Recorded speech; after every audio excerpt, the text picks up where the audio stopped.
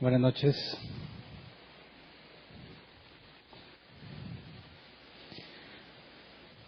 ¿Cómo les fue festejando el Día del Trabajo sin trabajar?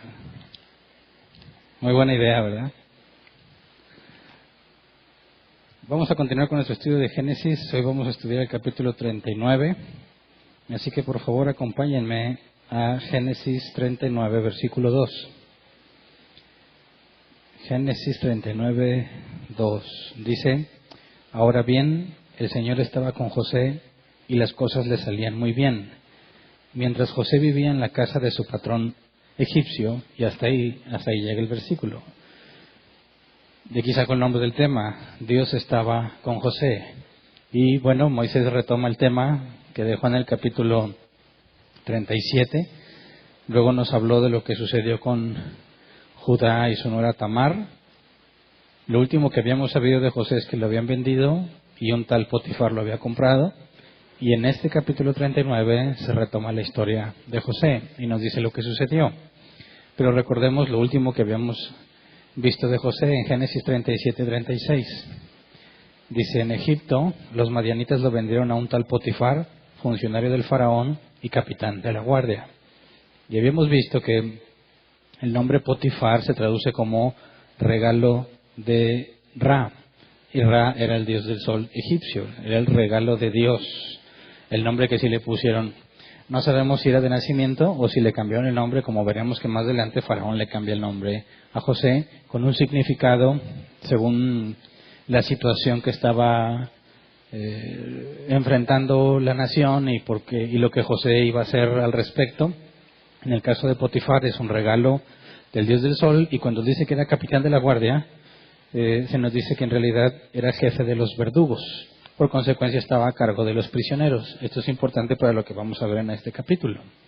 Entonces era jefe de los verdugos, a cargo de los prisioneros, y vamos a ver que José termina en la cárcel y que es Potifar quien lo echa en la cárcel. Y esto es importante para entender por qué está pasando, ¿verdad? Cómo es que termina en la cárcel a raíz de lo que Potifar hace. Entonces, entendiendo el cargo que tiene, jefe de los verdugos, pues sabríamos que él tenía control sobre lo que pasa en la cárcel, ¿verdad?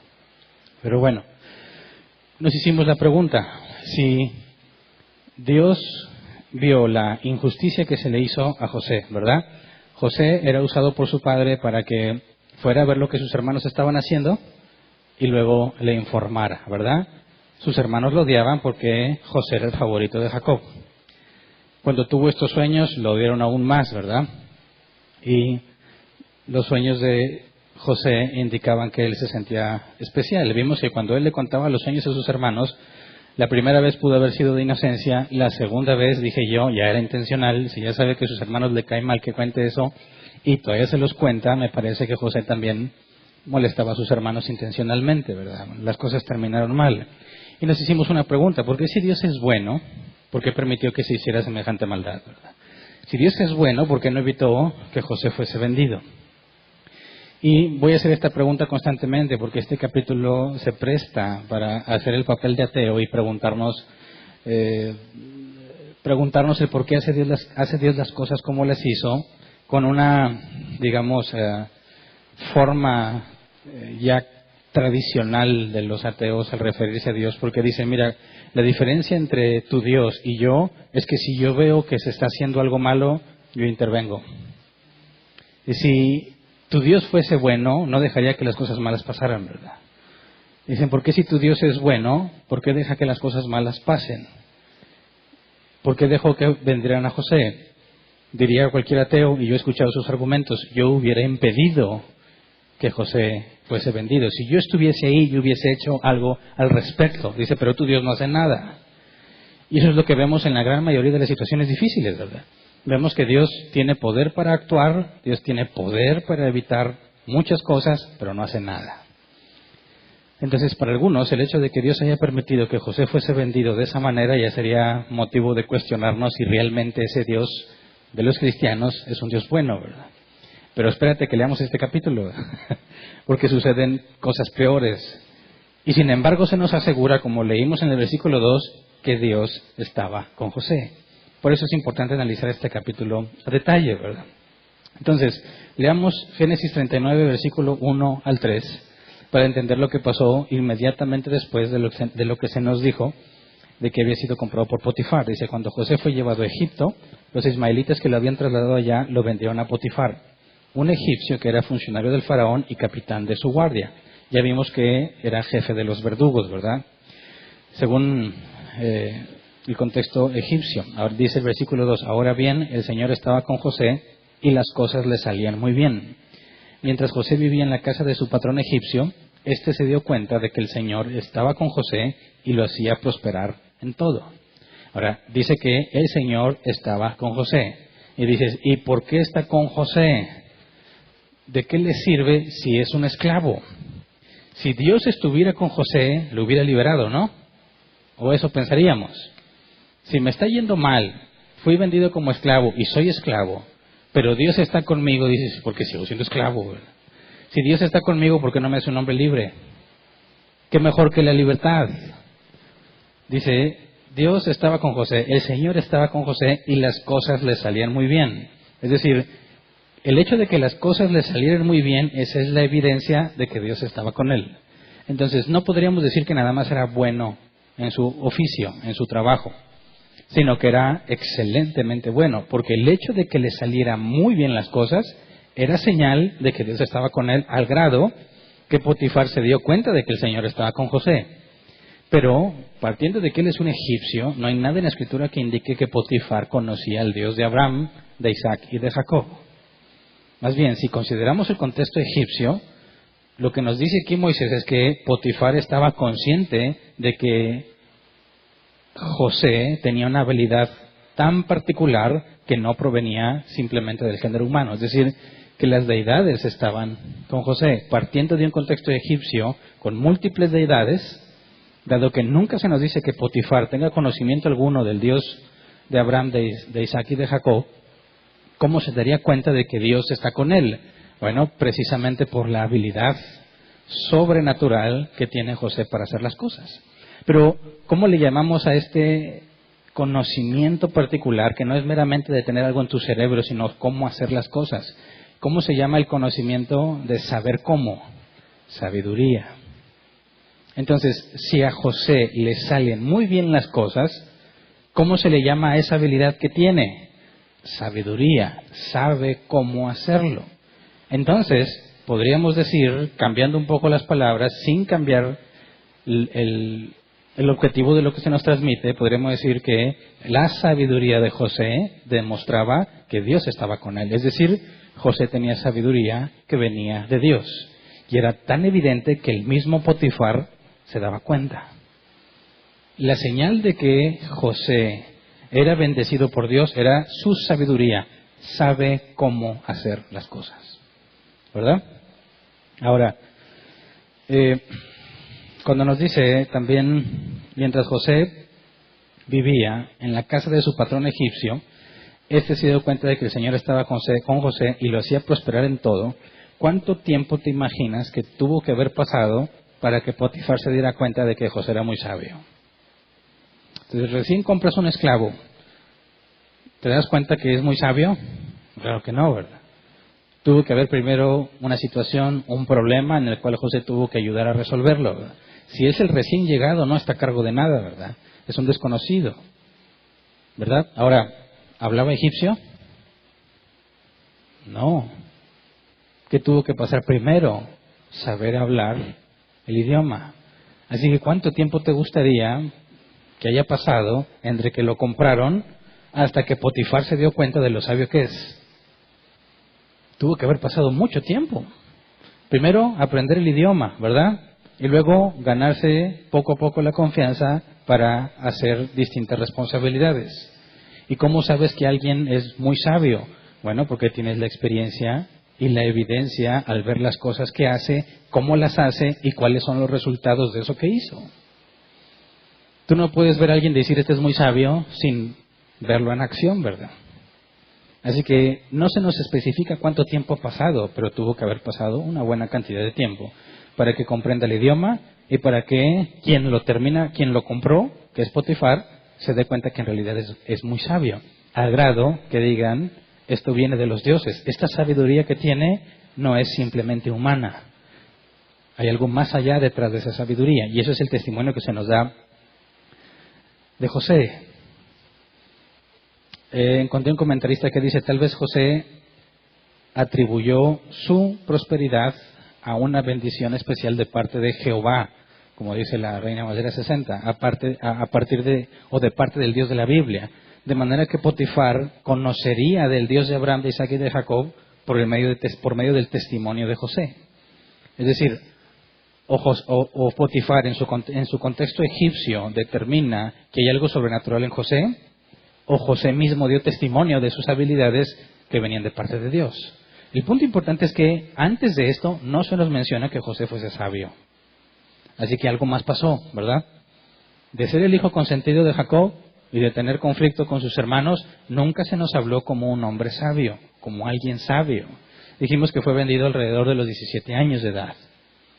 Entonces era un muchacho joven del cual en aquella cultura nunca se esperaría sabiduría de una persona joven. Se consideraba que eran los ancianos, los sabios, por toda la experiencia acumulada. Ahora sabemos que la sabiduría o la madurez, el saber cómo hacer las cosas, no proviene de la edad. Hay muchos muy viejos, nada sabios, ¿verdad? Y hay muchos jóvenes sabios. Pero normalmente, ¿cómo adquirimos la sabiduría? Por medio de los problemas, por medio de las dificultades, porque ¿cómo aprendes a resolver las cosas? ¿Cómo aprendes cómo hacer las cosas si no tienes problemas? Necesitas los problemas, tratar de solucionarlos para saber cómo se hace.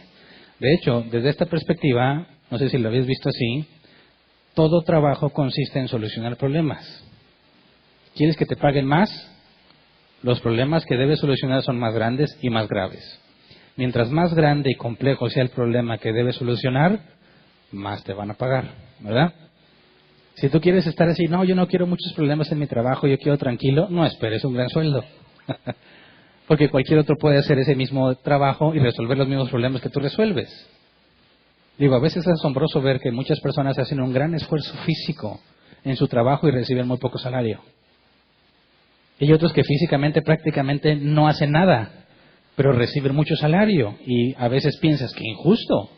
Una persona que se pasa en el sol casi todo el día y como estuvo el calor hoy, bueno, hoy descansaron, ¿verdad? Otro día, está el calorón, estás haciendo un esfuerzo físico constante, algo que requiere mucho esfuerzo y capacidad física y les pagan poco dinero. Mientras que hay otros que se la pasan todo el día sentados en el clima, cero esfuerzo físico y les pagan mucho dinero. Y dices, ¿por qué? ¿Es injusto? No. Es cuestión de qué tipo de problema estás solucionando, ¿verdad? Mientras más grande y complejo sea el problema, más van a estar dispuestos a pagarte. Si lo que tú resuelves no es complejo, ni grande, ni serio, no tienen por qué darte mucho dinero. Ahora, fíjate lo que está pasando con José. Su sabiduría es tal que se dan cuenta de que Dios está con él por cómo hace las cosas. Ahora, al ser un esclavo, ¿qué sueldo recibe? Ninguno. Lo que el esclavo recibe a cambio por su servicio es techo, comida y protección. Bueno, incluye el vestido, ¿verdad? Lo que hace, lo hace por vivir. Y dependiendo del amo, son los beneficios que le permitían a un esclavo. A un esclavo podía asumir a la estatura de siervo, de lo cual se mencionan los personajes bíblicos como siervos de Dios, no como esclavos.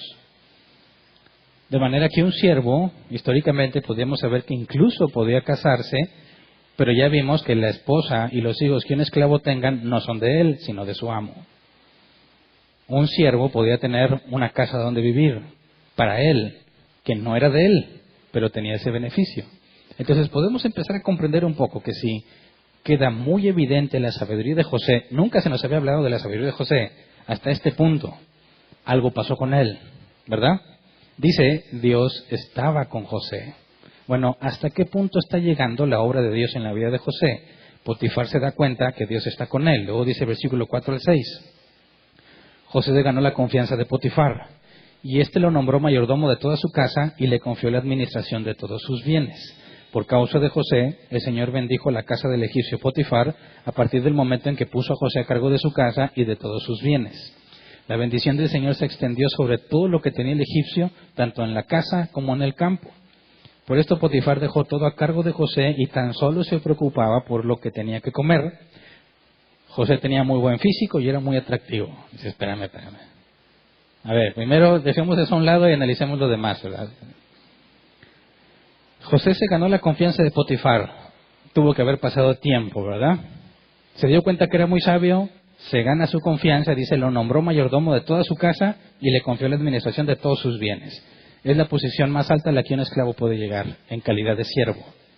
Es la mano derecha de Potifar. Ahora, tenemos un personaje bíblico con esta misma posición jerárquica, Eleazar. ¿Se acuerdan quién era Eleazar? No se acuerdan. ¿Quién le consiguió la esposa a Isaac? Eleazar, enviado por Abraham. Que vimos este ritual medio extraño de poner la mano en el muslo de Abraham, que en el original también se traduce como testículos para jurar. Decíamos, qué raro es esto. Bueno, la posición que tenía Eleazar a cargo de todo, que Abraham pensaba que Eleazar se iba a quedar con toda la herencia. ¿Se acuerdan? Que no tenía hijos Abraham. Y Abraham le dijo a Dios, ¿para qué me bendices si todo se lo va a quedar Eleazar de Damasco? Bueno, esa es la posición en la que llegó José, pero en Egipto. Es la mano derecha de Potifar. Todo está siendo prosperado desde el momento en que José estuvo a cargo de la casa de Potifar. Entonces, Dios está bendiciendo al egipcio, pero no por bendecir al egipcio, sino a consecuencia de que puso a José a cargo de todo. Entonces, tan sabio era José que administró todo lo que tenía Potifar y todo empezó a prosperar. Pero fue Dios claro, a partir de que José quedó a cargo. Dios está dándole evidencia a Potifar. José es muy útil. Y hay un antes y un después en la casa de Potifar. El antes y el después es antes de José y después de José. ¿Verdad? Pero fíjate, dice el versículo 6, por esto Potifar dejó todo a cargo de José y tan solo se preocupaba por lo que tenía que comer. Y a mí me pareció extraño, ¿verdad? A ver, todo está prosperando, ¿verdad? Todo está en manos de José. ¿Por qué nos dice que se preocupaba por lo que tenía que comer? Una lectura simple en nuestro idioma, ¿qué entiendes? Cuando alguien se preocupa por lo que tiene que comer, ¿qué entiendes? Yo entendía, pues, que está batallando para conseguir qué comer, ¿verdad? Me preocupo por lo que voy a comer, implicaría que no es algo que tenga asegurado. Que voy a comer, ¿verdad? Digo, a reserva de que digas, te preocupe qué vas a comer porque no sabes qué escoger, voy a pedir pizza, unos tacos, unas hamburguesas, no sé, me preocupa. Pero fuera de ahí, ¿qué te preocuparía por comer? Ahora, si todo está siendo prosperado, ¿por qué nos dice Moisés que solo estaba a cargo de Potifar, solo lo que él tenía que comer? ¿Por qué? Y me parece que encontramos la respuesta en Génesis 43:32. Dice, a José le sirvieron en un sector, a los hermanos en otro, y en otro más a los egipcios que comían con José. Los egipcios no comían con los hebreos, porque para los habitantes de Egipto era una abominación. Entonces, llegaba la hora de comer y Potifar se hacía a un lado porque no comía con el hebreo que está a cargo de todo. Es decir, sí, mucho amor por José porque le prospera todo, pero no come con él. Porque para los egipcios es una abominación comer con un hebreo. Esto hace más sorprendente la confianza que Potifar le da. Porque si ni siquiera comen con ellos, ¿por qué pondrías a un hebreo a cargo de todo? Así que el testimonio que José tiene ante Potifar es muy grande. El hecho de que José sea un hebreo y que Potifar el egipcio lo ponga a cargo de todo, sería algo totalmente radical. Porque los egipcios abominan a los hebreos. Entonces es importante ver cómo Dios está dando testimonio de él. Pero yo vuelvo a la pregunta, ¿y qué sirve? O sea, ¿de qué le sirve eso si sigue siendo un esclavo? Alguna vez leí algunos ateos que decían, ¡ay, que Jesús anduvo aquí en la tierra y les enseñó sobre la justicia! Y dicen, ¿y por qué no les dio la cura del cáncer? ¿Por qué no les enseñó cómo curar, no sé, la poliomielitis o la lepra que era tan común en aquel tiempo? ¿Y por qué no les dio algo que realmente les ayudara en lugar de enseñarles sobre ética y justicia y santidad? ¿Qué opinas? Dios está con José, pero no lo libera. Lo bendice y lo bendice y lo bendice, pero sigue siendo esclavo. ¿Por qué? ¿Dónde está realmente, o cómo podemos ver que Dios, teniendo el poder para liberarlo, simplemente le dice, mira, te voy a hacer bien sabio, pero nada de lo que estás prosperando es tuyo. Nada de lo que prosperas es para ti. Nada, todo es de Potifar. Y no vas a dejar ser esclavo, pero yo estoy contigo. Dicen los ateos, ¿eso de qué me sirve? Eso no es más que una perspectiva, es decir, me está yendo bien mal, pero Dios está conmigo. Y dices, bueno, ¿qué te hace pensar que Dios está contigo y te está yendo bien mal? Es decir, los ateos piensan que si Dios está contigo, todo tiene que salir bien. Y lo más grave es que no nada más los ateos piensan así, muchos cristianos también piensan así, ¿verdad? Dicen los cristianos, si Dios está contigo, vas a tener puertas abiertas. ¿Habéis escuchado eso? Es el mismo razonamiento del ateo, pero más espiritual, ¿verdad? Puertas abiertas. Si Dios está conmigo, las cosas van a ir bien. Si las cosas van mal, Dios no está conmigo. Así que el mismo razonamiento ateo lo tienen los cristianos y se sienten espirituales, hombres y mujeres de fe, pero al mismo tiempo están razonando como un ateo. Todavía no podemos responder por qué, pero las cosas se van a poner peor, ¿verdad? Porque cuando todo parece que está marchando bien, cuando José está prosperando, se le entrega semejante responsabilidad, Potifar está feliz de la vida porque le está yendo muy, muy bien. Moisés nos dice, José tenía muy buen físico y era muy atractivo. Dices, bueno, ¿y ese que era un extra? Bien sabio y bien chulo. ¿Cuántas dicen amén? ¿Cuántas quieren un José en su vida? Dice. Pero fíjate lo que dice el original. Cuando nos dice el NBI, Jesús tenía muy buen físico y era muy atractivo, literalmente dice, bello en su forma exterior y bello en su apariencia a la vista. Y lo separa en dos cosas. Buen cuerpo, buena cara. Digo, las dos cosas son anormales en una sola persona, ¿verdad? Lo más común es que no tengas ninguna de las dos. O una u otra, pero las dos juntas no es muy normal, ¿verdad? Bueno, Moisés se toma este momento para decir, tenía una hermosa forma física, por eso la NBI dice tenía buen físico, y era muy atractivo, y a la vista era muy bello. Ahora, eso es un problema, ¿verdad? Yo muchas veces he dicho que ser feo es una bendición, aunque no me creas. Y si pones feo y pobre, más. ¿Cuántos están bien bendecidos? No levantes la mano. ¿Por qué? Bueno, porque si tienes mucho dinero, aunque no estés bello, muy difícilmente vas a poder determinar quiénes son tus amigos verdaderamente. ¿Verdad? Porque no puedes tener la certeza de que no están contigo por tu dinero. Tendrías que dudar, ¿están conmigo porque les gusta estar conmigo o porque tengo dinero?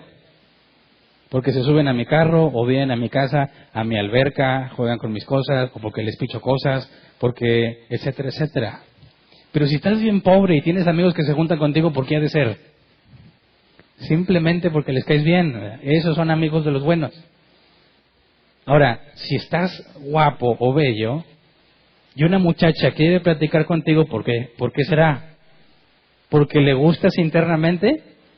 ¿Porque está enamorado de quién eres? Claro que no. Porque le atraes físicamente, entonces se vuelve bien complejo. Guapo y con dinero, ¿conocerás el amor real? ¿La amistad verdadera? No sé si alguna vez pensaste en eso. Pero si estás feo y pobre y tienes amigos y una mujer que te ame, encontraste la amistad verdadera y el amor verdadero, porque ¿por qué otra razón estarían contigo? ¿Verdad? Ahora fíjate el problema de José, es muy sabio, está avanzando mucho, está siendo muy próspero y es muy guapo, muy atractivo, y eso le va a generar problemas, sobre todo con la esposa de Potifar. Génesis 39, 7 al 9. Dice, después de algún tiempo, la esposa de su patrón, que no se nos da el nombre, empezó a echarle el ojo y le propuso, acuéstate conmigo. Dices, así directo, vámonos. Le echó el ojo y le dijo, acuéstate conmigo. A la señora dijo, me gusta. ¿Por qué?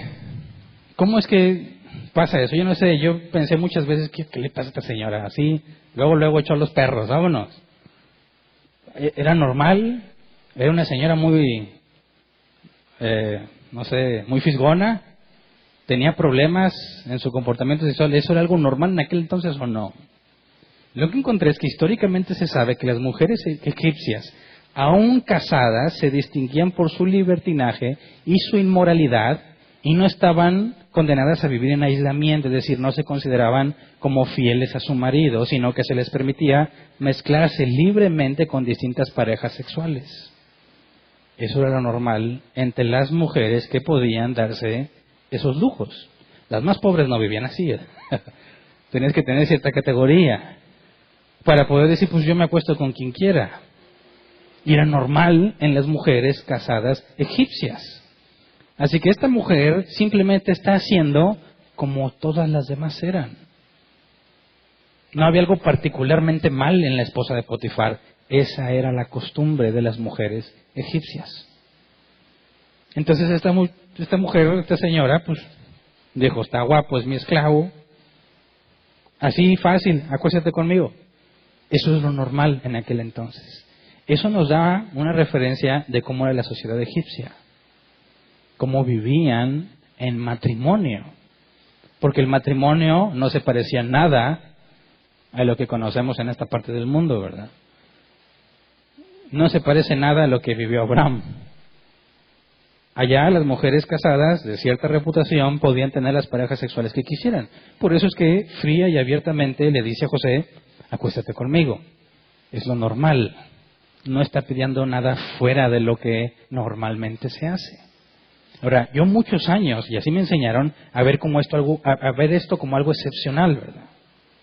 Como algo que solamente José enfrentó por la situación que tenía. Como algo que estaba fuera de las costumbres de aquel entonces. Y decíamos, bueno, José fue tentado en gran manera, ¿verdad? Porque esta señora se le lanzó así como así. Y no, resulta que esto es lo normal. Esto es el día a día de las familias de aquel entonces. Así que José no está luchando con algo excepcional. Está enfrentándose a la cultura egipcia. Dice, pero José, versículo 8, pero José no quiso saber nada, sino que le contestó, mire señora, casi le dijo, siéntese señora. Mire señora, mi patrón ya no tiene que preocuparse de nada en la casa porque todo me lo ha confiado en mí. En esta casa no hay nadie más importante que yo. Mi patrón no me ha negado nada excepto meterme con usted, que es su esposa. ¿Cómo podría yo cometer tal maldad y pecar así contra Dios? Entonces, esta es una lucha entre la cultura egipcia y el contexto que José tiene de la casa de su padre. ¿Te acuerdas cómo fue la historia de Judá y Tamar? ¿Cuál era la situación moral de Judá? Al grado que su nuera le hace un plan para sentarse a la entrada, para ser estas mujeres, como lo vimos en el original, estas mujeres que tienen que cumplir un voto a la diosa Astarte y tenían que tener relaciones con un extraño al menos una vez en su vida. Ella planea que si se pone a la entrada, Judá va a caer, y dicho y hecho, se pone a la entrada. De todas las personas que pasaron, Judá viene y cae. Y dices, ¿por qué? Bueno, ¿qué clase de hombre era Judá? Y tenía al menos un mes de que había enviudado. Ahora, José se enfrenta a la condición, a la vida normal y cotidiana de los egipcios. Y la mujer le dice, oye, acuéstate conmigo. Esto es lo normal, eso es lo que las mujeres casadas hacen. No estás haciendo nada malo, simplemente vas a vivir como nosotros. ¿Y qué dice José? ¿Cómo podría yo cometer tal maldad y pecar así contra Dios? Ahora, José, recordemos, participó al tomar el botín de los que vivían en Siquén, ¿se acuerdan? Dos hijos de Jacob, Simeón y no me acuerdo quién era el otro, Fueron y mataron a todos los hombres de Siquén al tercer día de haberse circuncidado, ¿verdad? Y luego el resto de los hijos de José fueron y tomaron el botín. Perdón, de los hijos de Jacob. Fueron y tomaron el botín. El resto de los hijos, o sea que ahí andaba José. ¿Y por qué no dijo, no voy a pecar contra Dios? Le valió y agarraron todo y se llevaron mujeres, niños y animales. ¿Verdad? Ahora, ¿por qué resulta que no quiere hacer maldad ni pecar contra Dios? Y aparte, tiene mucha sabiduría. ¿Qué pasó con José? Dios lo hizo nacer de nuevo. ¿Verdad? ¿Qué pasó cuando lo vendieron? ¿Qué pasó en ese periodo en que empezó a ganarse la confianza de Potifar? Dios lo hizo nacer de nuevo. Y se empezó a manifestar en él, Dios, con sabiduría. Y aparte, aquí podemos leer entre líneas, santidad, a pesar de la cultura en la que vive. Fíjate, cuando dice, mi patrón ya no tiene que preocuparse de nada en la casa porque todo me lo ha confiado a mí. En esta casa no hay nadie más importante que yo. ¿Por qué menciona eso? ¿Que acaso eso no lo sabe ya la esposa de Potifar? Claro que lo sabe. ¿Por qué lo menciona? No le está informando de su posición en la casa. Le está haciendo ver algo. ¿Quién es José? Un hebreo esclavo. ¿Cómo es que un hebreo esclavo termina a cargo de todo de la casa de un egipcio importante como Potifar? Está diciendo, mira todo lo que tengo, mira quién soy. Esto no es normal. Esto no es común. Después de recibir todo esto que tengo, que no es normal para un esclavo, menos siendo hebreo, ¿por qué traicionaría yo la confianza del hombre que me ha dado tal privilegio y tal responsabilidad? Además, ¿por qué habría de pecar contra Dios? Y esto es otra cosa muy interesante, porque en lugar de estar diciendo, no, me ha ido bien mal, hombre, mis hermanos me vendieron. No se está quejando, no hay ni una sola queja de José. Lo vendieron sus hermanos y sin embargo, fíjate, con lo que describe, dice, yo sé bien quién soy, tiene los pies en la tierra, no se siente más allá de lo que es. Y le dice a la señora, ante su propuesta indecorosa, dice, señora, tengo mucho, me ha dado mucho Dios, no hay razón para hacer esta maldad y pecar contra Dios. Es decir, está consciente de su situación, tiene los pies en la tierra y está consciente de la gracia recibida de parte de Dios. Y esa es la característica de un hijo de Dios. Dice el Eteo, pero es un esclavo. Sí, pero ¿qué piensa José de su situación? Que ha sido muy favorecido. No está diciendo, no hombre, yo antes vivía en la casa y hacía lo que quería y era libre. No está lamentándose por lo que quedó atrás. Está agradecido por lo que tiene ahora, porque sabe que es mucho, a pesar de que no es libre. ¿Se acuerdan cuando estudiamos las cartas paulinas y vimos que Pablo le aconsejaba a los esclavos que se sujetaran a sus amos? Y decían, ¿por qué no les dice, rebélate y sé libre, verdad? Hagamos una revolución. No. Les está aconsejando lo mismo que aprendemos de José. Es un esclavo, pero sigue agradecido con Dios. Dios está con él a pesar de que está esclavizado. Y José, consciente de su situación, dice, ¿cómo podría yo cometer semejante maldad? Es tanto lo que Dios me ha dado, y usted me pide que me acueste con usted. La balanza no cuadra, ¿verdad? No voy a sacrificarlo mucho por esto. ¿Qué tan guapa estaría la señora? ¿Quién sabe? Pero no dudaba de sí misma, ¿verdad? Agarró el más guapo y el más sabio y dijo, acuéstate conmigo, y todo parece indicar que esperaba que le dijera que sí, ¿verdad? Entonces dijo, no. Y aquí hay un claro rechazo de parte de José a la cultura egipcia, a la promiscuidad egipcia, al libertinaje egipcio. Dijo, solo me ha guardado una cosa Potifar, no meterme con usted. Pero ese concepto no es egipcio. Ese concepto no es de la cultura egipcia.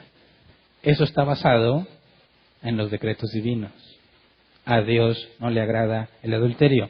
¿Cómo sabemos si aún no existe la ley de Moisés? Bueno, nos dice, por cuánto dejará el hombre a su padre y a su madre y se unirá a su mujer y serán una sola carne. Ahí no cabe la poligamia, ¿verdad? El hombre y su mujer, nada de homosexualismo tampoco.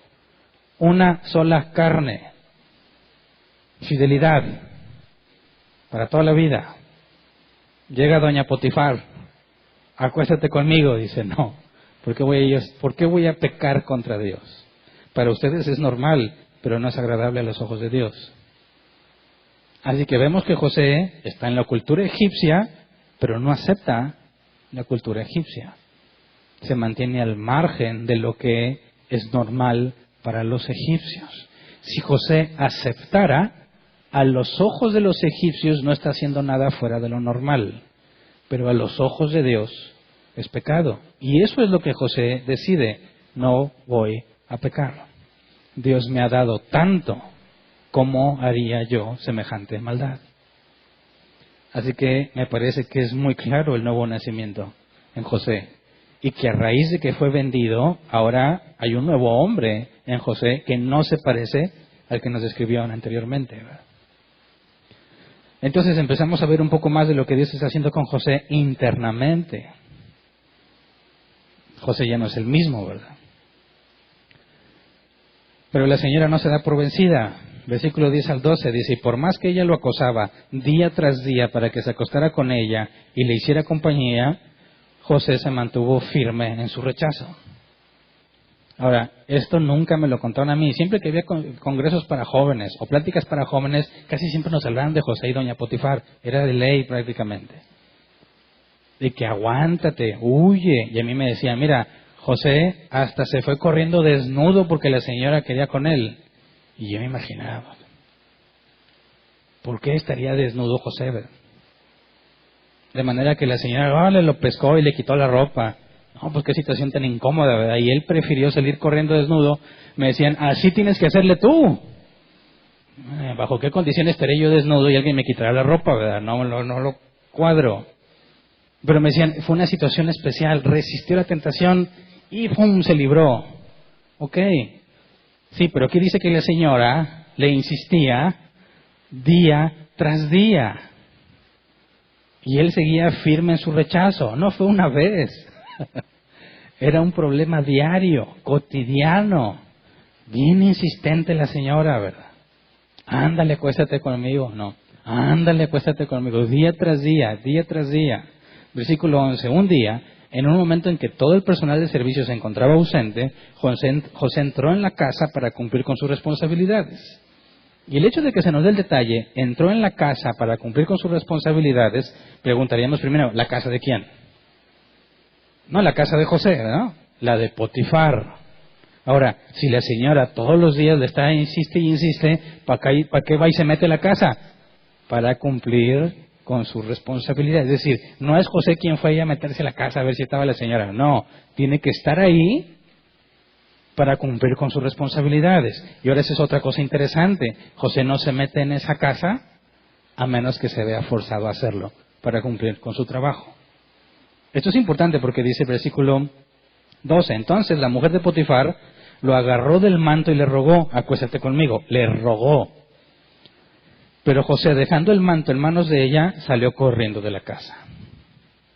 Ahora a mí me decían, ahí se fue desnudo José. Y allí me pregunto yo, a ver, José entró en la casa de Potifar para cumplir con sus responsabilidades. ¿Qué responsabilidades implican que esté desnudo? ¿Quién dice, déjame trabajo y se quite la ropa para trabajar? No me cuadra. Y de hecho, no tiene nada que ver con lo que dice el original. Cuando habla de su manto, en el original se traduce como manto, pero buscando en los diccionarios de qué se le acostumbraba a llamar manto a la vestimenta de aquel entonces, encontré que se refiere muy probablemente a una túnica larga suelta de mangas cortas usado por la gente común. Entonces era una especie como de bata. Ahora, eso ya tiene sentido. No significa que nomás traía la bata puesta. No, eso es una parte de la vestimenta. Una capa o un manto largo con mangas cortas, que si vas a hacer algún trabajo físico, te la tienes que quitar, ¿verdad? Es como quien trae un saco y va a hacer una actividad física, lo más recomendable es que te quites el saco y trabajes. Entonces, esto no significa que José se quedó desnudo y huyó desnudo, no, simplemente el manto, la bata que traía, La señora la tomó y le dijo, acuéstate conmigo, y él dijo, no, vámonos, y se fue. Dices, a ver, ¿por qué no quiso quitarle el manto? Digo, se lo pudo haber quitado con facilidad, ¿no? ¿Por qué lo dejó ahí? ¿Por qué simplemente huye? Dice, bueno, fue un error dejar el manto ahí. Vamos a ver que fue un error. Fue un error muy grave de José dejar el manto ahí. Pero él decidió ni siquiera exponerse a estar más tiempo con esa mujer. ¿Por qué? Porque la casa estaba sola. ¿Cuál era la manera más rápida para evitar que termines cayendo en un pecado sexual? Huye de las pasiones juveniles. Fue lo que Pablo le dijo a Timoteo. Muchas veces me han preguntado, los jóvenes sobre todo, ¿cómo luchas con la pornografía? No te expongas a ella. Si estás en un lugar donde vas a estar tú solo y tienes acceso a eso, vete de ahí. No te quedes solo. Busca que siempre esté alguien contigo, de manera que ni siquiera tengas la oportunidad de hacerlo. Lo mismo aplica para con las parejitas de novios. ¿Cómo le hacemos para no caer en tentación? Nunca se expongan a una situación donde están ustedes dos nada más. Porque es todavía más grave. Se gustan. Están solos. Estás en la boca del león. ¿Verdad? Mira, que uno de los dos quiera, dices, bueno, todavía falta que lo convenza. Pero cuando los dos se gustan y están solos, estás en pleno fuego. No te expongas a esa situación. José, llega la señora, lo agarra del manto, acuéstate conmigo. ¿Qué hace? Vámonos. No se puso a discutir. No, señora, ya le dije, ¿cómo pone gorra usted? No. Salte. Tú tendrías que pensar, bueno, si esta señora lo quiere convencer, ¿cómo se presenta ante él? Si una mujer quiere convencer a un hombre en una casa sola para que se acueste con él, ¿cómo se presentó ante él? Lleva así fodonga la señora, ándale. No, ella tiene como objetivo, día tras día, convencerlo de que se acueste con ella. ¿Cómo se presentó ante él? De manera que José se va y ahí deja el manto y cometió un error. No dialogó, no quiso discutir, simplemente se fue. Esa es la demostración de que realmente no quiere pecar contra Dios, porque no se expone ni siquiera a la tentación. Huye. Entonces, no hay nada que indique que quedó desnudo, ¿verdad? Simplemente se fue sin su manto. Ahora, versículo 13 al 18. Al ver ella que él le había dejado el manto en sus manos y había salido corriendo, llamó a los siervos de la casa y les dijo, miren, el hebreo que nos trajo mi esposo solo ha venido a burlarse de nosotros. Entró a la casa con la intención de acostarse conmigo, pero yo grité con todas mis fuerzas. Pausa. Y dices, qué pasada esta señora, ¿verdad? Está diciendo todo lo opuesto a lo que pasó, ¿verdad? ¿Quién entró con la intención de acostarse con quién?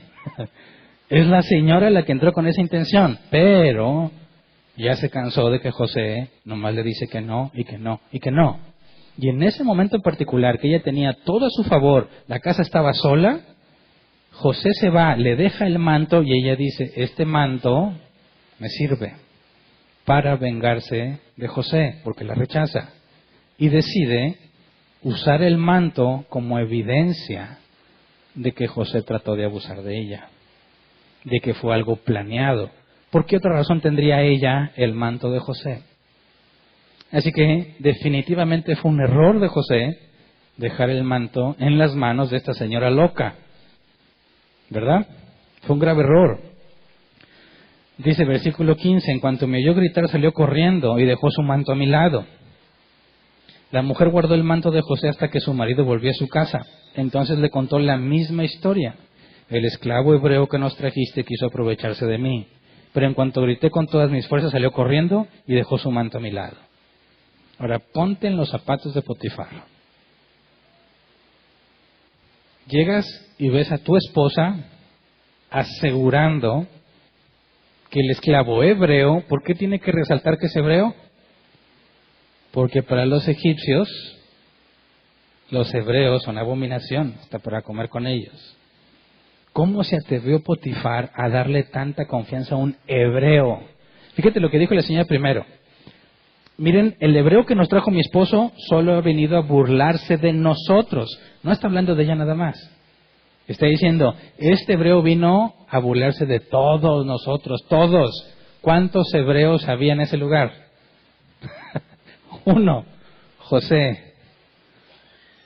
Vino a burlarse de todos nosotros. Ahí está diciendo, este José es una amenaza, ¿eh? No nada más vino a burlarse de mí, sino de todos, todos. Porque si es José el que está a cargo de todo y todo le sale bien, ¿la gente no lo querría? ¿Sus empleados, sus subordinados no estarían contentos con él? Sí, ¿qué se asegura la señora? Dañar el testimonio de José, acabar con su reputación. No podría simplemente hablar mal de José con semejante evidencia de que todo lo hace bien, ¿verdad? No puedes desprestigiar a alguien así nomás. No, tienes que asegurar que vino a burlarse de todos, que es un engaño, que no es lo que aparenta. Y dice, vino con la intención de acostarse conmigo, pero yo grité con todas mis fuerzas. En cuanto me oyó gritar, salió corriendo y ni chance tuvo de llevarse el manto, por eso lo tengo aquí. Así que ella está manejando una versión que nadie le puede refutar excepto José. ¿Por qué? Porque nadie estaba en la casa. Así que esta señora tonta no es, ¿verdad? Sabe que no hay nadie, tiene el manto. ¿A quién le vas a creer más? ¿A la esposa del dueño o a un esclavo? Y si su versión coincide con la evidencia, va a ser muy difícil que José se defienda. Así que era muy astuta. Entonces, la mujer se espera que llegue su marido y ahí tiene el manto y le cuenta lo mismo, pero cambió las palabras, ¿verdad? A todo le dijo, vino a acostarse conmigo, pero ella a su esposo le dice, quiso aprovecharse de mí. ¿Por qué el cambio de lenguaje? ¿Por qué a todos le dicen, vino a acostarse conmigo, pero a su esposo le hizo, quiso aprovecharse de mí? ¿Qué se oye más como víctima? ¿Qué clase de mujer diría, vino a acostarse conmigo, y qué clase de mujer dice, quiso aprovecharse de mí? ¿Hay distinción? El lenguaje te dice muchas cosas. Con su esposo está haciéndole como que es más inocente, ¿verdad? Quiso aprovecharse de mí. Es una manera mucho más formal de decir, quiso acostarse conmigo. Cambia su vocabulario, ¿verdad? A la gente le dice algo para que entiendan, vino a acostarse conmigo. A su esposo dice, quiso aprovecharse de mí. Pero en cuanto grité con todas mis fuerzas, salió corriendo y dejó su manto a mi lado. Y aquí está el manto. Niégamelo. ¿Quién más vio? No había nadie. ¿Tienes la palabra de ella? Contra lo que pueda decir José. Tú eres Potifar. ¿A quién le crees? ¿A quién le crees? ¿Dudarías de tu esposa? ¿O no? ¿Te pondrías a favor de un hebreo? ¿Que nadie quiere a los hebreos? ¿No dirías, pues todo cuadra, ¿no? Este hebreo hacía todo bien, pues porque quería con mi esposa. Ya decía yo que los hebreos no valen la pena. ¿Qué haces?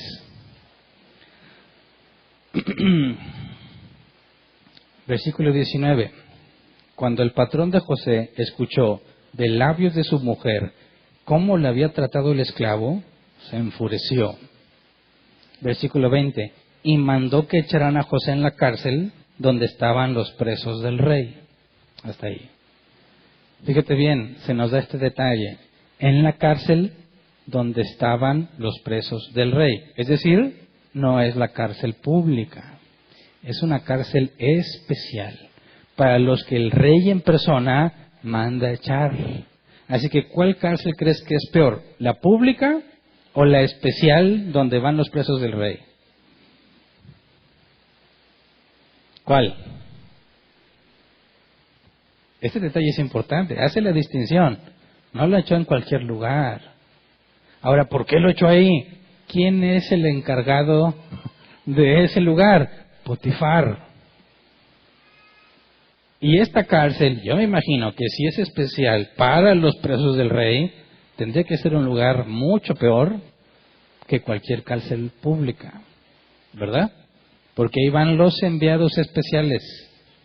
Ahí los tienen bien guardaditos, a los que más odia el rey, porque es el rey mismo quien dijo, échenlos ahí, a la cárcel especial.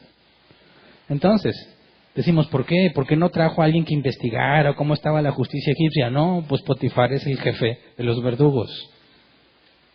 Pero, no dijimos que históricamente estaba comprobado que las mujeres casadas tenían libertad para tener compañeros sexuales. Sí. ¿Acaso no sabía Potifar eso? Sí. El punto importante es que hay un papiro, que no encontré el nombre, este diccionario dice, el comentario Pulpit dice que hay un papiro que narra un suceso muy similar entre dos hombres, uno trabajaba para el otro, que al que se le había dado la confianza, casi similar a la historia de José, atacó a la esposa del dueño, sexualmente la atacó y pagó con su vida. Se dice que eso era lo normal. Un esclavo que se atreviera a tener intercambio sexual con la esposa del dueño, pagaría con su vida. Pero a José no lo mataron, solamente lo encarcelaron. Y eso parece indicar, por el testimonio histórico, que Potifar no creyó totalmente la historia de su esposa.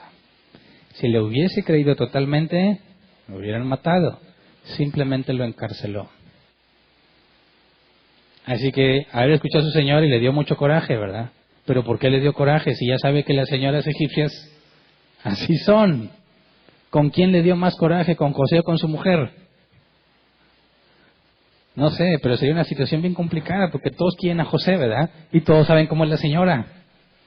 Nomás que esa señora es tu esposa. ¿Cómo le haces?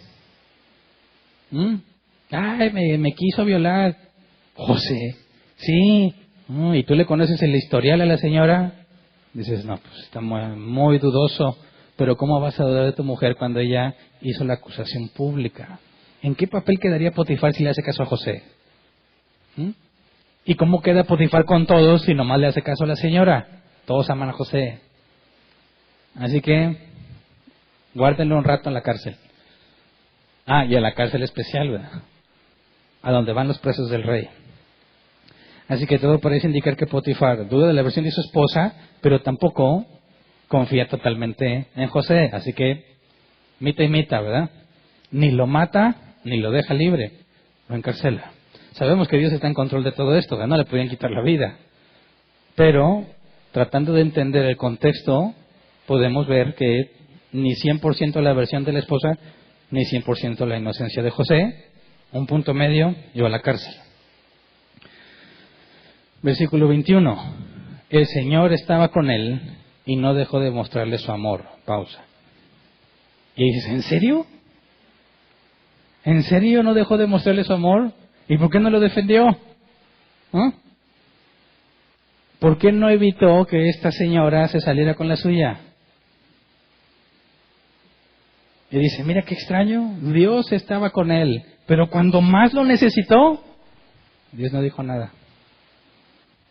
Mientras la señora estaba planeando y llegó a la conclusión de que el manto lo podía usar ahora sí para darle en la torre a José, ¿qué hizo Dios? Nada. Lo llevan a la cárcel. Y dice, pero Dios lo amaba y estaba con él. ¿Cómo? Ahí es donde dicen los ateos, ¿cómo? Esto es pura mentira. ¿Por qué Dios no hizo nada para evitarlo? Si yo hubiera estado ahí, yo he dicho, no, José es inocente, esta señora ya tiene su historial. Pero Dios no hizo nada. Dice el ateo, esa es la diferencia entre tu Dios y yo. Que yo sí intervengo para evitar la maldad y tu Dios no. ¿Verdad? Bueno, dice versículo 22. Bueno, al final del 21. Hizo que se ganara la confianza del guardia de la cárcel, el cual puso a José a cargo de todos los prisioneros y de todo lo que ahí se hacía.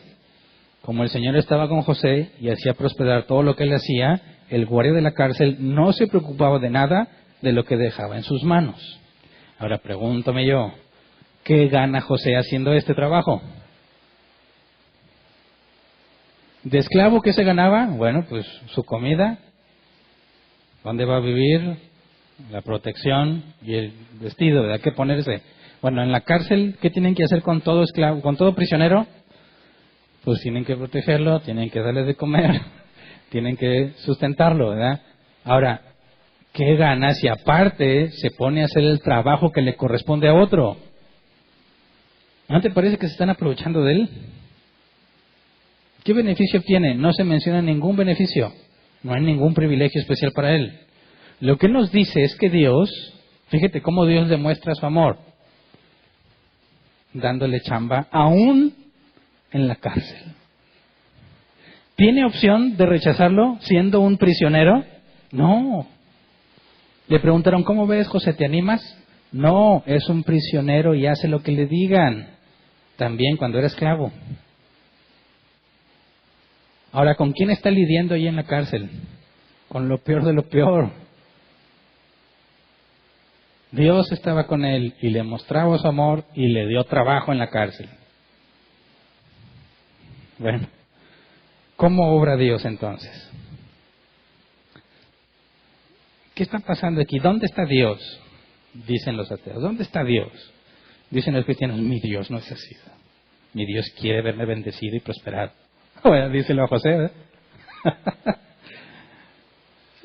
¿Qué tan bendecido y prosperado está? Pero fíjate, dice, Dios estaba con él y le mostró su amor. ¿Cómo percibes ese amor aquí? Si tú fueras José, ¿cómo percibes ese amor? Fíjate bien. ¿Por qué Dios no hizo nada para evitar que lo vendieran sus hermanos? ¿Por qué Dios no hizo nada para evitar que la señora Potifar lo acosara constantemente? ¿Por qué no hizo nada para evitar que esta señora se vengara de José? ¿Por qué no hizo nada para evitar que lo encarcelaran injustamente?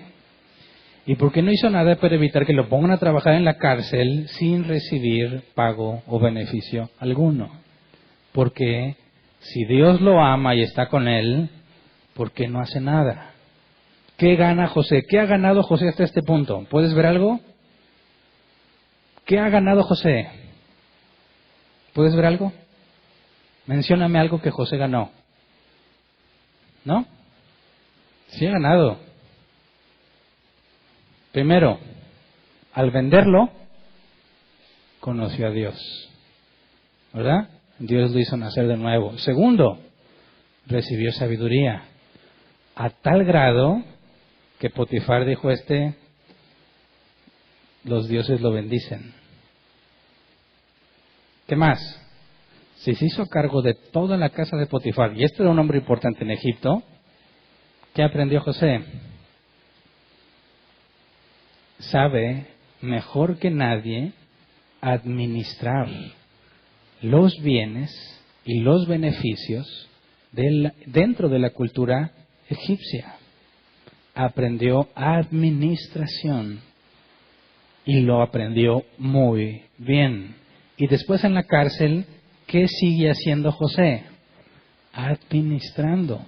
Y esta vez está administrando a personas que son de lo peor, aprendiendo de la máxima seguridad para evitar que haya pérdidas en la cárcel de los presos del rey. Primero se hizo un experto administrando los bienes de la vida egipcia y después aprendiendo la administración con la seguridad más grande que había en esos lugares, porque es la cárcel particular de los presos del rey. ¿Qué está haciendo Dios con José? Dios no está planeando liberarlo, ¿verdad? Dios le está enseñando. Dice, ¿de qué le sirve? Espérate. Dice, en su situación, ¿de qué le sirve? No en la situación en la que está, sino en la que va a estar.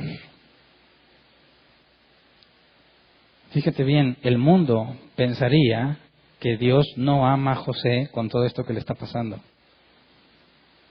Pero alguien que conoce a Dios puede ver con claridad que el propósito de Dios es capacitar a José. ¿Cómo podría ser que alguien que no conoce nada de los egipcios aprenda de la cultura egipcia a tal grado que se vuelva un experto administrando? Sabemos a dónde va José. ¿A dónde va? A ser gobernador de Egipto. ¿Cómo puede ser gobernador si no sabe nada de la vida de los egipcios? ¿Cómo puede administrar toda la nación si no aprende primero a administrar la casa de un hombre egipcio? ¿Cómo podría proteger todo lo que tiene que proteger si no sabe de las cosas de máxima seguridad en la cárcel del rey?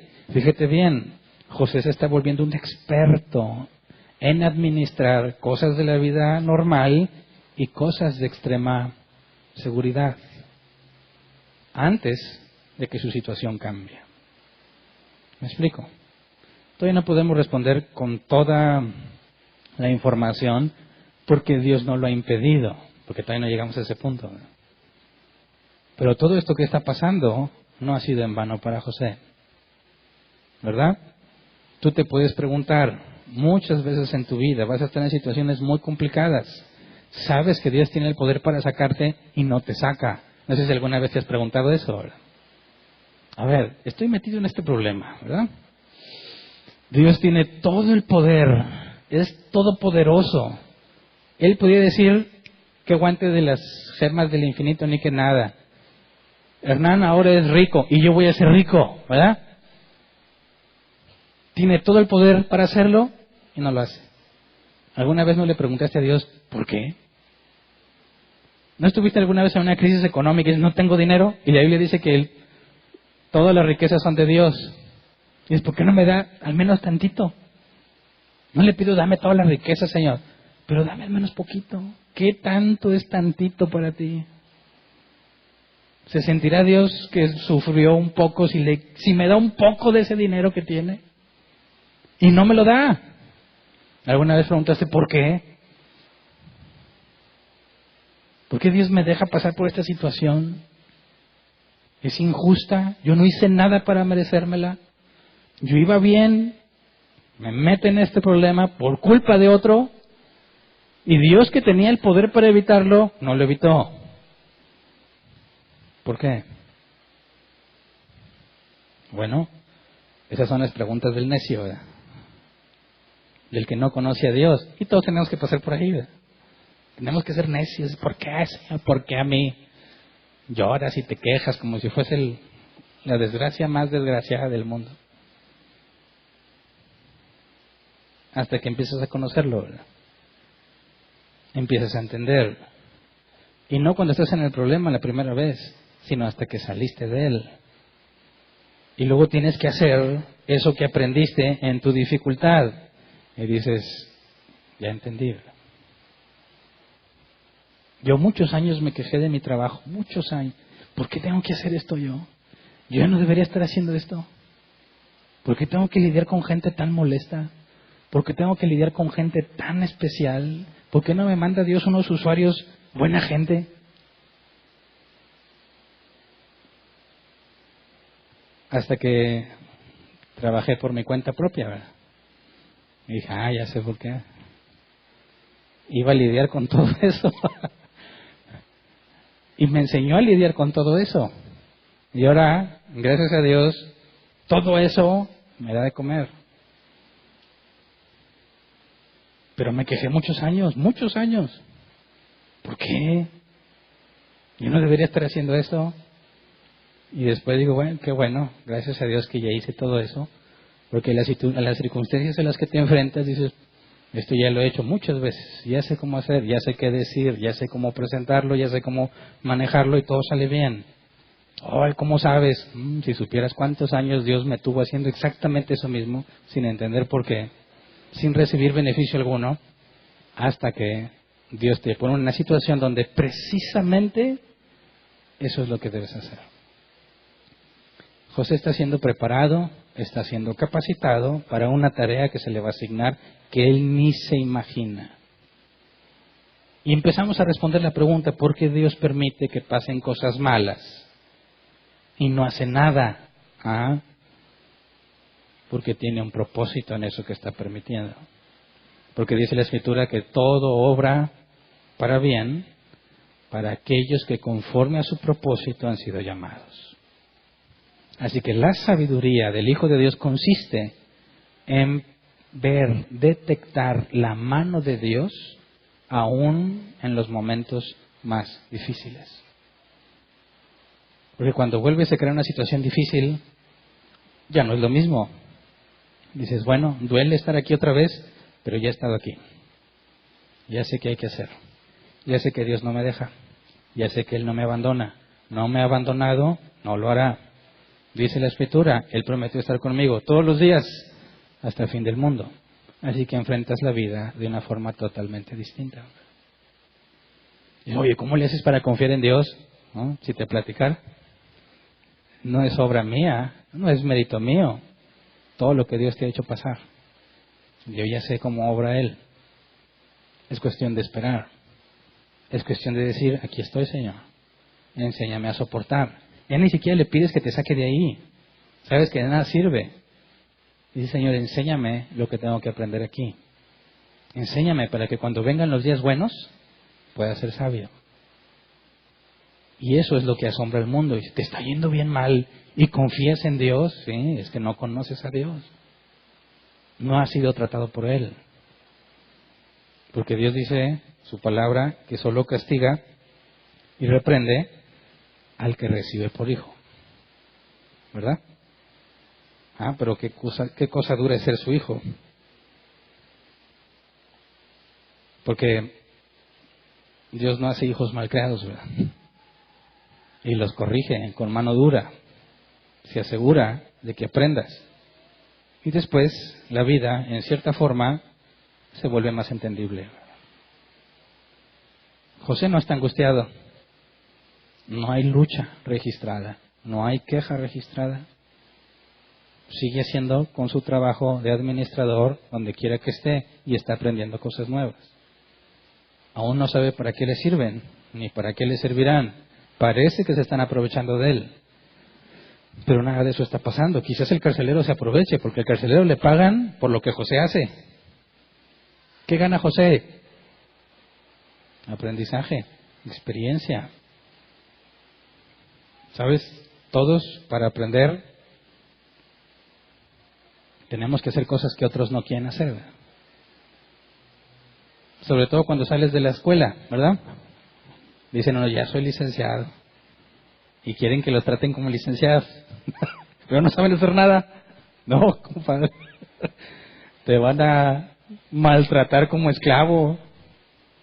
Te van a mandar por las cocas, te van a poner lo que sea. Y tú tienes que aceptarlo con tal de adquirir conocimiento. Saber cómo funciona una empresa. Saber cómo son los roles, cómo creces, cómo subes. Y hay que aguantar. Y un día, Dios te va a dar la oportunidad de que uses todo eso que hiciste gratis. ¿Verdad? Así que el trabajo duro tiene que ver con el cristianismo, ¿verdad? Dice, oye, pero José no era cristiano. No podía decir cristiano, ¿verdad? Pero era hijo de Dios. Y le está dando un trato muy duro. Pero precisamente por la responsabilidad que tiene que enfrentar. Entonces, todavía no podemos dar respuesta con toda la información, pero empieza a vislumbrarse que todo lo que Dios está permitiendo tiene un claro propósito. Y si lo hizo con Él, lo hace con nosotros. Así que, en medio de la dificultad, no le digas a Dios, sácame de aquí. Sería lo más tonto que puedes pedir. Más bien dile, Señor, enséñame a ser un buen administrador mientras estoy aquí. ¿Tienes poco dinero? Excelente oportunidad para saber administrar. ¿Cómo administras mejor? ¿Con mucho o con poco? Haces más cosas con mucho, pero ¿cómo administras mejor? Con poco, ¿verdad? ¿Quieres ser un buen administrador? ¿Qué te va a pasar? ¿No crees que va a llegar la abundancia para que la administres? Al revés. Te va a llegar tiempos de vacas flacas, donde tienes que desechar todo lo que no es fundamental todo lo que no es necesario, y dices, esto es lo que me alcanza, ¿verdad? Y empiezas a poner los ojos en lo futuro. Ya no sufres porque tienes poco, dices, ahora, ¿a dónde llego con esto? Y ya no le dices, Dios, dame más, no, dame la creatividad para hacer que esto sea suficiente. Porque dice en la palabra que comida, vestido y techo no nos faltará. Los paganos se preocupan por esas cosas. Dice, pero nuestro Padre sabe que las necesitamos. Así que el cristiano no se angustia porque se va a quedar sin nada. No, no, no. El cristiano se enfoca en encontrar la manera de maximizar eso poco que tiene. Y que si su Señor viene y le dice, a ver, ¿qué hiciste con lo que te di? Decir, bueno, esto poquito lo administré y lo multipliqué. Bien, buen siervo y fiel. ¿Eh? No que si llegue y dice, Dios, me diste bien poquito, pues así no se hace nada. A él le diste mucho, pues por eso te da mucho. A mí no me diste nada, casi nada, no se puede hacer nada con eso. Bueno, al siervo inútil, échanlo a lloro y a crujir de dientes, ¿verdad? ¿De qué lado quieres estar? Así que vamos a ponernos de pie y vamos a orar. Hay mucho que podemos aprender de la vida de José. Principalmente a no quejarnos, ¿verdad? A tener los pies en la tierra. A vivir de acuerdo a lo que tienes, no a lo que te imaginas que tienes. Vivir de acuerdo a tus posibilidades, no a cómo te gustaría que te vieran los demás. ¿Verdad? A estar agradecido aun que tu situación no sea nada favorable. Aprender que el aprender es lo más valioso que puedes tener. Porque la sabiduría nadie te la quita. El dinero, las pertenencias, los bienes, te lo pueden robar. La sabiduría no. ¿Verdad? Y si Dios te ha dado sabiduría, puedes volver a empezar en cualquier momento. Pero si tienes mucho, pero eres tonto, negligente, torpe, como dice la Biblia, aunque tengas mucho, vas a tener muchas dificultades. Así que tenemos un gran tesoro si Dios nos ha dado sabiduría, aunque no tengas los bienes materiales que demuestren que eres sabio. Pero en la forma en la que vivimos, la forma en que manejamos lo que tenemos, ahí se ve que tanto conocemos a Dios. Así que pidámosle sabiduría, ¿verdad? Te esté yendo bien, te esté yendo mal, necesitamos que Dios esté con nosotros y nos muestre su amor tal como se lo mostraba a José. Así que vamos a orar. Señor, queremos primero pedirte perdón porque nos hemos encontrado en situaciones similares a las de José, donde por injusticia o por culpa de otros hemos tenido problemas y dificultades. Y en lugar de estar agradecidos, nos quejamos, nos amargamos, nos angustiamos, no podemos dormir, no estamos en paz porque no te conocemos. Queremos conocerte, Señor. Queremos confiar en ti, no importa lo que pase. Si hay entre nosotros alguno que no ha pasado por estas situaciones y no te ha visto en su vida, no ha visto tu obrar en los días malos y en los días buenos, te rogamos en tu misericordia que no permitas que continúe así. Trata con él, Señor. Enséñale quién eres tú. Enséñale a confiar en ti. Enséñanos a depender de ti todos los días, tengamos o no tengamos. Enséñanos a ver tu mano en nuestras vidas todos los días, nos vaya bien, nos vaya mal. Enséñanos a verte a ti en cada día de nuestras vidas. Y enséñanos a vivir agradecidos, Señor. Nos has dado mucho más de lo que merecemos. Merecemos la condenación, merecemos tu justicia. Sin embargo, nos has dado gracia y misericordia todos los días. A veces hemos sido tardos y negligentes y nos has tenido paciencia, Señor.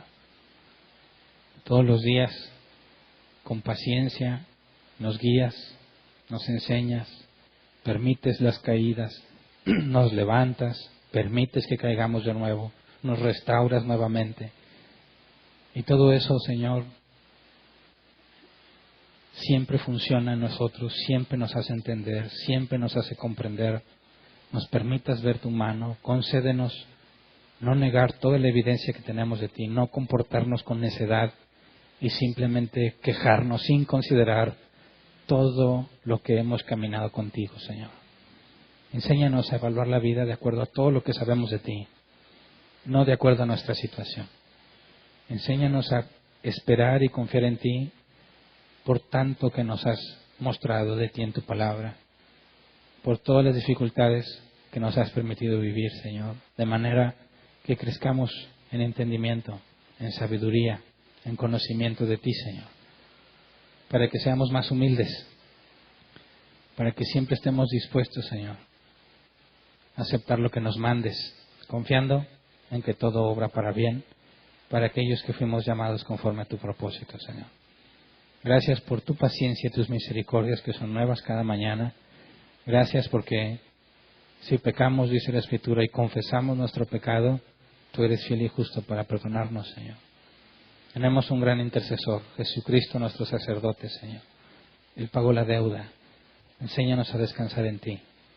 Enséñanos a ver hacia adelante, dejando las cosas atrás, poniendo los ojos adelante, confiando en ti, Señor, que nos sostendrás. Haya mucho o haya poco, sabemos que en ti todo lo podemos porque tú nos fortaleces. Gracias por todo lo que nos has dado y nos darás. Amén. Pueden tomar su lugar. Pasemos a la sección de preguntas. Si tienes una pregunta, levanta tu mano. Te llevan el micrófono. Tenemos 15 minutos para responder. Si nos queda tiempo y hay preguntas en línea, respondemos en línea.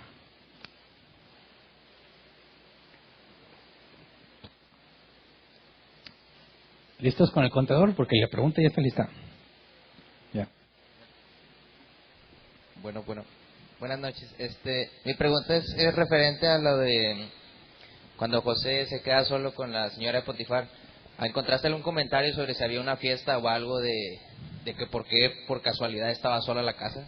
O sea, porque No. pues, supongo que tenía muchos esclavos, ¿no? O sea, como para que la casa quede completamente sola y nada más queden ellos dos. Sí, no se menciona ninguna festividad. Leí que algunos consideraban que podía ser una hora fuera del horario de servicio, ¿verdad? Sabíamos por los israelitas que estaban esclavizados en Egipto que tenían sus periodos de trabajo, ¿verdad?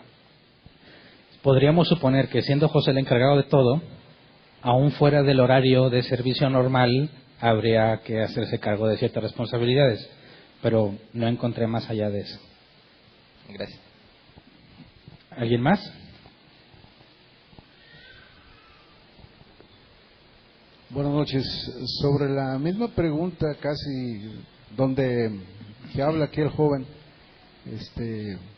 vemos que la casa se encuentra sola Uh-huh.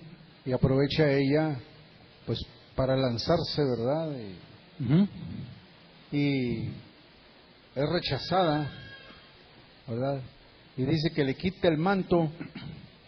Bueno, Y luego primero tomó el manto y le rogó. Y entonces José sale dejando el manto. José sale dejando el manto y ella entonces le llama a la servidumbre. Yo encuentro ahí algo de contrariedad, ¿verdad? Porque primero no hay servicio, no hay siervos, no hay servidumbre. Uh-huh. Y luego después, cuando se queda con el manto, le llama a la servidumbre y les dice, miren, quiso abusar de mí. A lo mejor no encuentro yo la explicación. Bueno, sabíamos que cuando dice que entró a la casa hace referencia a la casa de Potifar y sabemos que la servidumbre vivía aparte. Entonces, si la casa está sola y la señora quiere acusar a José con todos, tuvo que haber salido de la casa donde estaba la servidumbre y ahí acusarlos, ¿verdad? Yo creo que así podemos resolver esa situación. ¿Alguien más? Sí. Sí, buenas noches. Pastor, si en el contexto histórico de aquel tiempo era una práctica, por así decirlo, común el proceder de las mujeres en cuanto a lo que nos narraste hoy, en aquel tiempo los hombres, ¿cómo veían eso? O sea, ¿eran hasta cierto punto permisivos o, sí, no importa, o sea, el que se te antoje, tú le dices, sí. O sea, o los hombres, ¿qué se dice de los hombres en aquella cultura, en aquel tiempo? ¿No les importaba eso? O... Bueno, sabemos, no nada más de los egipcios, sino en general las culturas paganas, ese comportamiento era natural en los hombres. O sea, lo que se menciona sobre los egipcios era radical porque las mujeres en cualquier otra cultura ahí cercana eran reducidas a nada, ¿verdad? Pero dentro de los egipcios, en la sociedad egipcia, las mujeres tenían el mismo nivel que el hombre en ese tipo de comportamiento.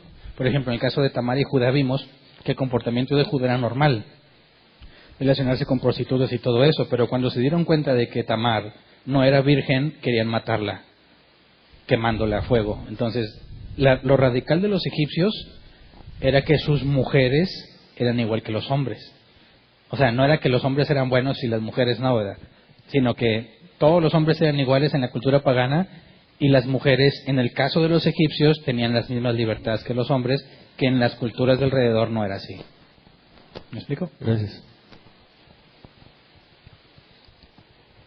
Sí. Hernán, buenas noches. En cuanto al tema de la sabiduría que tocabas, y que sabemos que hay una sabiduría humana Y una divina. y la que viene de parte de Dios. Pero también hay la parte del conocimiento, el cual Pablo decía que oraba a Dios para que diera sabiduría en el conocimiento de Él. Pero si lo aplicamos en la parte, vamos a decir, de que trabajamos, ¿qué tan importante sería para nosotros ese conocimiento para aplicar la sabiduría que Dios nos ha dado, ¿no? Okay. Bueno, la distinción entre el conocimiento de Dios y el conocimiento que adquirimos normalmente en cualquier ser humano es la distinción sobre quién es Dios, ¿verdad? El conocimiento de Dios tiende a hacernos conocer cada vez más a Dios. Ahora, el hecho de conocer cada vez más a Dios tiene implicaciones en nosotros, porque mientras más entendemos la santidad y la perfección de Dios, más claro se vuelve nuestro pecado, ¿verdad? Pero al hablar de sabiduría, la sabiduría que viene de Dios no nada más es en el conocimiento de Dios, ¿verdad? Sino también en el conocimiento natural, humano. La sabiduría de Dios, el saber cómo, tiene que ver con esto de José, saber cómo administrar con justicia, con rectitud, de manera que todos reconocen sus habilidades. Pero también la sabiduría que viene de Dios en José es decir, no me voy a acostar con usted, señora, porque voy a hacer esto injusto, porque voy a pecar con Dios. Es decir, el conocimiento de Dios que tiene José y el conocimiento que tiene de las cosas seculares, la sabiduría de Dios te hace hacer lo correcto en ambos casos, apartarte del pecado y saber cómo resolver los asuntos de la vida secular, ¿verdad? Y porque vemos que hay muchos que lo que menos tienen es temor a Dios y sin embargo prosperan mucho más que muchos cristianos, que es el pensamiento que decías, que es el que tiene el impío, el hombre que no tiene el temor de Dios, ¿no? Sí, bueno, es que el hecho de que alguien prospere no significa que es un buen administrador, ¿verdad? Porque si lo ves desde una postura humana, normalmente es a raíz de corrupción, de cosas fuera de la ley, de acuerdos inapropiados o fuera de la ética que sí te prosperan, pero tú eres el prosperado a costa de otros. Cuando hablamos de la prosperidad que viene de la sabiduría que Dios da, hablamos no nada más de que me estoy enriqueciendo, sino de que además traes un bienestar a todos los que trabajan contigo, ¿verdad? Más adelante vamos a ver que Dios ordena que también seamos justos con los trabajadores. Entonces, si José tiene sabiduría que viene de Dios y prospera en todo, no hablaríamos nada más de lo económico, hablaríamos también del bienestar que experimentan todos los que están bajo su cargo. Porque si él administra con sabiduría divina, habría paz, habría justicia, habría equidad, ¿verdad? Habría un justo castigo para quien lo merece y recompensa al que trabaja lo bueno. Es decir, traería bienestar a todos los que estaban bajo el mando de José. Esa es la distinción entre la sabiduría de Dios y la sabiduría humana. ¿Había otra pregunta acá? Sí, buenas noches. Comentabas que José había cometido un error, ¿no? Al dejar el manto. Yo soy de las personas que tienden a excusarse de que, bueno, cometí un error, pero hice, o sea, mi objetivo último era recto o era justo, ¿no? A pesar de mi error. ¿Cuál es la actitud o cuál es la postura de Dios con respecto a mis errores, digamos, en buena fe, y cuál debería de ser mi actitud delante de, o al tener de frente ese tipo de errores en los que yo buscaba hacer lo bueno o hacer lo recto y terminé por equivocarme, pero al final sí salió lo que yo quería hacer, ¿no? O sí salió lo recto, lo justo. Porque veo que José no, o al menos no hay evidencia de que haya presentado defensa, ¿no? No, bueno, y aparte su palabra no podría tener el mismo valor que el de la esposa de Potifar, ¿verdad? O sea, no tenía forma de defenderse José. Pero aquí el punto es que si, imagínate, José volviese a pasar por una situación similar, donde alguien agarra el manto y dice, acuéstate conmigo, y ya pasó lo de la esposa de Potifar, que lo acusó teniendo el manto, ¿tú crees que se iría corriendo y dejaría el manto ahí otra vez? ¿Qué le costaba decir, dame mi manto y luego corro? Eso es a lo que voy a decir. José no está pensando en las consecuencias que va a traer el hecho de que esa señora tenga el manto en sus manos, ¿verdad? Y eso es a lo que me refiero con el error. Yo no dudo que él esté tratando de librarse de esa situación, pero nada le costaba llevarse el manto consigo, de manera que hubiese evitado esa problemática. Yo no sé si no pensó que la señora fuera capaz de algo así, o no se detuvo a pensar en todo lo que está pasando y simplemente trató de zafarse.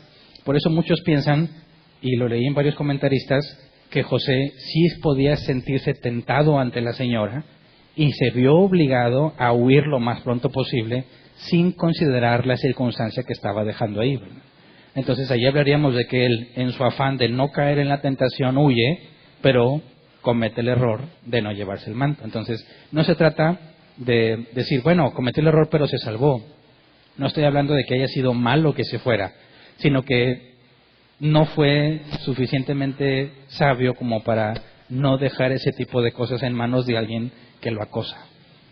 Es cuestión, como le decimos acá en México, de colmillo, ¿verdad? De empezar a ver cómo es la gente, cómo reacciona y no permitirles tener ese tipo de cosas en sus manos que pueden usar para tu perjuicio, ¿verdad? Ahora, en este caso, digamos, puedo pensar que Dios se pondría en la postura de, híjole, manchaste el testimonio del pueblo de Israel. ¿Cómo regañarlo, disciplinarlo o algo así? O sea, Dios tomaría esa postura en algún momento si nuestro error, por la premura o por la prisa o no sé, por el, no quiero caer, me voy a ir, Dios nos disciplinaría luego o simplemente por alto. Bueno, aquí si tomamos la perspectiva divina es un enfoque totalmente distinto, ¿verdad? Porque si no fuese la voluntad de Dios que esta mujer se quedara con el manto, no hubiera permitido a Dios que José lo dejara ahí. Entonces, lo que vimos es que, aún desde que José fue vendido, y aún antes la forma en que fue criado y cómo Jacob lo trataba, vimos, no sé si tú estabas aquí, pero dijimos, Dios, para cumplir su voluntad decretiva, permite que se quebrante su voluntad preceptiva. La voluntad preceptiva es todo lo que sabes que debes de hacer, ¿verdad? Y la decretiva es oculta. Entonces, para que se cumpla la decretiva, muchas veces Dios va a dejar que se haga, que se desobedezca la preceptiva. Entonces, que Jacob criara incorrectamente a José era algo malo y Dios lo permitió. Que lo vendieran era algo malo y Dios lo permitió. Que dejara su manto no era correcto, pero Dios lo permitió. ¿Por qué? Porque tiene un propósito en su voluntad decretiva. Entonces, cuando un cristiano está buscando salir de la tentación, pero se le escapan detalles que era imposible que él los viera por la situación que enfrentaba, sabemos que Dios en su voluntad intencionalmente deja esos detalles ahí porque caminan de acuerdo a su voluntad decretiva, ¿verdad? ¿Alguien más? Adelante. Sí, pastor, guardando las debidas proporciones, pero tratando de trasladar este caso o episodio a nuestros tiempos, si una persona cristiana que cree, tiene la fe en que es nacido de nuevo y sufre por así decirlo, un acoso sexual de parte de su jefe, ya sea hombre o sea mujer, como podemos ver que ocurría en el caso de José, la pregunta es, pastor, ¿debe de esperarse esa persona en estos tiempos cristianos? Si él es cristiano, debe esperarse que la situación llegue a un punto crítico como podemos ver en este caso José, o desde antes nosotros que ya tenemos la historia completa de José decir, ¿sabes qué? Mira, Si tú ya sabes que estás en una situación de extremo riesgo, ¿para qué sigues en ese trabajo? O sea, no quieras ser muy disciplinado en ese sentido de decir, no, es que yo no puedo dejar de trabajar, pero sabes que te estás exponiendo a que vas a llegar a un punto como el que llegó José. La pregunta es, ¿debería esa persona que se dice cristiano esperarse a que llegue algo así? O si tú ya sabes que tu jefa o tu jefe te acosa y todos los días te está fastidiando, más bien no deberías tú de salirte de ese trabajo. ¿Cuál sería tu opinión? Bueno, habría que entender el contexto. En la situación de José, José no tiene derechos, es un esclavo, ¿verdad? Y su amo puede hacer lo que quiera con él. Entonces, él no tiene una instancia donde ir a quejarse. En nuestro tiempo, siendo un empleado, un trabajador, sí hay instancias en las que tú tienes que presentar tu queja, aún antes de renunciar, ¿verdad? Porque si sientes un comportamiento inadecuado de parte de una de tus compañeras o compañero, tú tienes el área de recursos humanos, ¿verdad? Donde va a decir, oye, esta situación está mal, ¿verdad? Yo no quiero ser parte de eso. Si no hay, donde trabajas, no hay recursos humanos, pues acudes a tu jefe inmediato, ¿verdad? Y si no te hacen caso, pues vas subiendo la jerarquía. Nosotros sí tenemos derechos, sí tenemos voz, y si hay instancias donde puedes acudir antes de que decidas dejar tu trabajo, ¿verdad? En el caso de José, él no tiene nada, no tiene voz, no tiene derechos, y él tiene que enfrentar esa situación todos los días porque no tiene de otra. Nosotros, bajo ninguna circunstancia, tenemos que estar enfrentando esa situación. Luego hay que hablar y manifestar lo que está sucediendo para salir librados de esas cosas. ¿Me explico? Y ya no hay tiempo, ¿verdad? Muy bien, eso es todo. Despedimos a los que nos acompañan en la transmisión en línea. Esperemos que estén con nosotros. El domingo tenemos el tema del Día de las Madres, así que no retomamos el tema de vivir en santidad hasta el próximo domingo y espero nos sigan acompañando. Gracias.